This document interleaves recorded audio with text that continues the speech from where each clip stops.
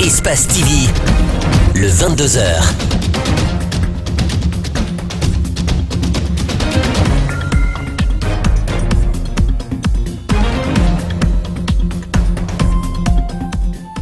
Bonsoir à tous, merci de nous choisir pour vous informer. Bienvenue dans cette grande édition d'information. Tout de suite, les titres. Les bacheliers session 2017 ont 10 jours pour choisir leur filière et leur institution d'enseignement supérieur en Guinée. Cette année, sur la plateforme Goupol, ils ne trouveront que des universités publiques. L'État n'orientera pas au privé. Bansando Banfélé est l'une des zones les plus riches du pays, un sol cultivable mais confronté à un manque criard d'infrastructures sociaux de base. Notre rédaction s'est intéressée à cette localité. Vous suivrez ce reportage dans cette édition. Dans le sud du Mexique, les secouristes s'efforcent de retrouver des survivants du séisme qui a fait 61 morts et plus de 200 blessés. Je vous le disais à l'instant, les bacheliers session 2017 ont 10 jours pour choisir leur filière et l'institution d'enseignement supérieur. Du 11 au 21 septembre, ils doivent s'inscrire sur la plateforme Goupol. Les frais d'orientation fixés à 30 000 francs guinéens seront payés par voie électronique. Et cette année, tous les admis seront orientés dans les établissements d'enseignement supérieur public. Mamadou Kalisso et Yacouba Traoré pour le reportage. Cette année, tous les bacheliers seront absorbés par les établissements d'enseignement supérieur. Nous avons enregistré 23 656 admis au baccalauréat et la décision a été prise aussi d'orienter les 23 000 uniquement dans les institutions d'enseignement supérieur public. Pour être orienté, chaque bachelier doit s'inscrire sur la plateforme Goupol du 11 au 21 septembre. Cette opération comprend 3 étapes. La première consiste à créer son compte Goupol. La deuxième, choisir les programmes en fonction de la moyenne du bac. Et enfin, le candidat doit valider son orientation en se connectant sur son compte Goupol.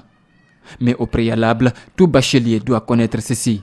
Il faut avoir votre propre numéro de téléphone, ne pas passer par mon grand frère, mon papa ou ma maman.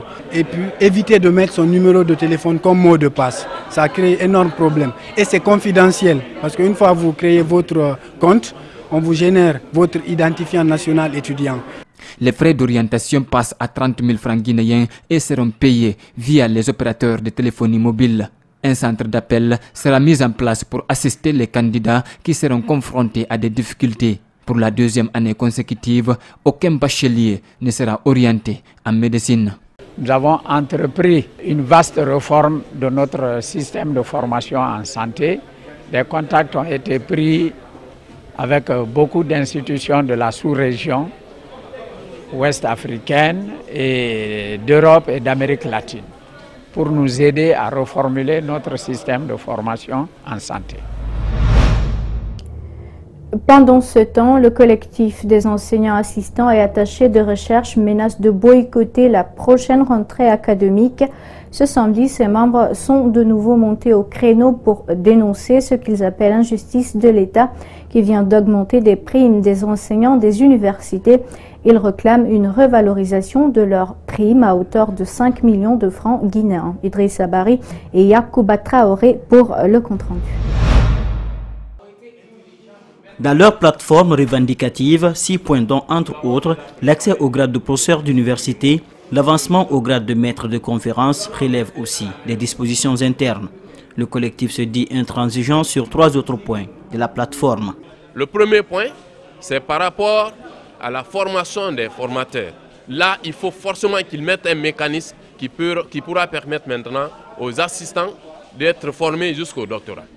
Le deuxième point, nous avons dit que tous ceux qui sont à la retraite, il faut forcément que ceux-là aillent à la retraite. Et le troisième point, c'est les primes qui sont accordées. Les primes qui sont révalorisées, il faut qu'on révalorise pour les assistants à 5 millions de francs guinéens. Ce collectif compte près de 2500 personnes. Selon son porte-parole, plusieurs démarches ont été déjà effectuées auprès du département du tutelle qui avait fait certaines propositions. Mais le collectif n'étant pas satisfait de ces propositions, compte passer à une autre étape. Nous lancerons un préavis de grève Et puisque nous avons l'impression que les autorités n'ont pas l'intention de nous entendre, de nous écouter. Voilà. Ça pourrait venir très prochainement. Pour le moment, nous avons préparé un courrier pour le président de la République. Et ce courrier va être déposé lundi. Et les jours qui vont suivre, eh bien, nous verrons quelle démarche il faut définir. Mais ce qui est sûr et certain, c'est que nous ne sommes pas du tout disposés eh bien, à faire une rentrée paisible tant que ces points de revendication ne sont pas pris en compte. Pour Mohamed Kaba, si les points de revendication ne sont pas acceptés, le collectif boycottera la rentrée universitaire. Restons dans le même cadre. Journée de remise ce samedi des cadeaux aux lauréats des examens d'entrée en 7e année et du brevet d'études du premier cycle de la zone spéciale de Conakry. C'est un geste de l'ONG Agir pour ma communauté, Agicom, pour encourager les jeunes talents. Malik Sangana Kamara et Abou Koria Kourouma pour nous faire le point. Ils sont 14 élèves issus de l'enseignement général et de franco-arabe de la capitale à se démarquer lors des examens d'entrée en 7e année et du BEPC. Cette première édition des récompenses, initiée par Agicom, vise à dénicher les talents afin de les suivre tout au long de leur cursus scolaire. Ce projet vise non seulement à encourager et récompenser les élèves qui se sont distingués lors de l'examen d'entrée en 7e année et le brevet, mais aussi inciter leurs amis à redoubler d'efforts. Mohamed Ba, champion de sa promotion, a été premier de la zone spéciale de Conakry au BEPC profil franco-arabe. Il obtient un tableau d'honneur en présence des responsables de son école et les membres de sa famille. Il s'en réjouit puis prodige des conseils à ses amis. Je suis très content d'avoir été donné tous ces cadeaux-là et je remercie mes parents de m'avoir soutenu. Je dis à mes amis de continuer, de prendre le courage pour être le premier de la vie. Au même titre, tous ces lauréats ont bénéficié des cadeaux d'encouragement pour qu'ils maintiennent toujours le cap. J'ai été lauréate parce que mes parents m'ont soutenu pendant toute l'année scolaire, mon maître, et j'ai aussi beaucoup révisé. Créée le 12 novembre 2016, l'ONG Agir pour ma commune s'est dit déterminée à rehausser le niveau de l'élève guinéen. Autre chose dans cette édition, vol de bébé ce matin à l'hôpital Ignace Dine. La présumée auteure serait une certaine Mariam Sidibé, selon les médecins accompagnante d'une des patientes. La femme qui a perdu son enfant était à son 4e accouchement par césarienne. Tous les 4 enfants n'ont pas survécu. Son seul espoir était sur ce dernier. Elle ne pourrait plus concevoir, nous disent les médecins. Le récit de ce vol avec Alseni Bari et Abdoulaye Kamara. Il est 5 heures ce samedi lorsque la sœur de Kadiatou Kamara se rend aux toilettes. À son retour, elle ne trouve plus le bébé de sa sœur. Elle pointe du doigt une dame qui serait venue au chevet de la patiente depuis quelques jours. Aujourd'hui, je n'ai pas envie de manger. Je n'ai besoin de rien. Je préfère mourir. Cet enfant est mon seul espoir. J'ai fait 4 fois la césarienne et aucun d'eux n'a survécu. Cet enfant est mon seul espoir. Elle n'aura plus d'autres enfants, indiquent les médecins. La présumée auteure du nom de Mariam Sidibé serait bien connue de la famille de la victime et de certains agents de santé. Depuis quelques jours, elle rôdait autour de la patiente. Elle s'est dite accompagnante. Elle a dit qu'elle est à côté de sa sœur au 2e étage. Mais bizarrement, elle vient se coucher dans la salle au rez-de-chaussée. Ignace Dine est l'un des plus grands hôpitaux de la Guinée. L'établissement manque de vigiles à l'intérieur, à part quelques agents postés à l'entrée de l'hôpital. Malgré les vols fréquents de bébés à la maternité, aucune disposition n'est prise. Il y a les garçons de salle et eux, ils font leur travail. Ça, c'est le service de nettoyage. Mais le gardiennage, il n'y a pas de vigile. Sur place, notre présence gêne. Le garde rapproché du directeur de l'hôpital et certains employés n'hésitent pas à s'en prendre à nous.